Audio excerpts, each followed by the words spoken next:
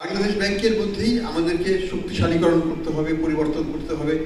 এখানে কিছু পরিবর্তন হবে, আসবে, উন্নয়ন ঘটবে। এগুলোতে আপনারা সহযোগী হবেন, সহায়তা দেবেন। এই কাজগুলো আমরা সঠিকভাবে করতে পারি।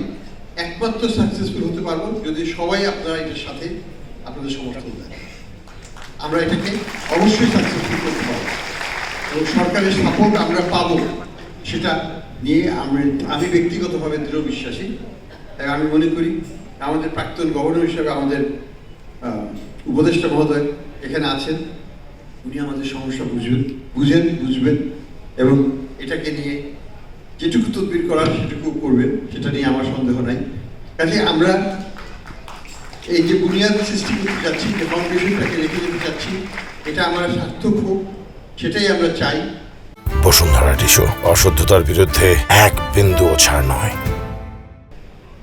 শহীদদের স্মৃতি, শহীদদের যে ত্যাগ, সেটা আমরা ব্যর্থ হতে দেব না। অন্তত আমাদের এই সেক্টরটাতে আমরা এখানে গুণগত পরিবর্তন নিয়ে আসতে চাচ্ছি আপনাদের সহায়তায়, সবার সহায়তায়। এখানে পুরো ব্যাংকিং খাত জড়িত, নন ব্যাংকিং খাত জড়িত, এখানে সব আমানতকারী জড়িত।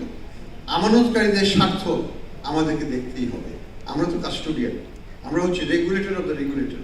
এই কাস্টোডিয়ান ব্যাংকরা হচ্ছে কাস্টোডিয়ান, আমরা হচ্ছে তাদের রেগুলেটর। কাজেই আমরা দেখব আলটিমেট বেনিফিশিয়ারি হচ্ছে আমানতকারী, তাদের স্বার্থই দেশের স্বার্থ। তাদের স্বার্থ রক্ষা করতে পারলে আমরা দেশের স্বার্থ রক্ষা করতে পারব। কাজে যেভাবেই হোক, যে আইন করেই হোক, বিচার বিভাগকে প্রয়োজনে আমরা আমাদের সাথে নিয়ে আমাদের কার্যক্রমগুলোকে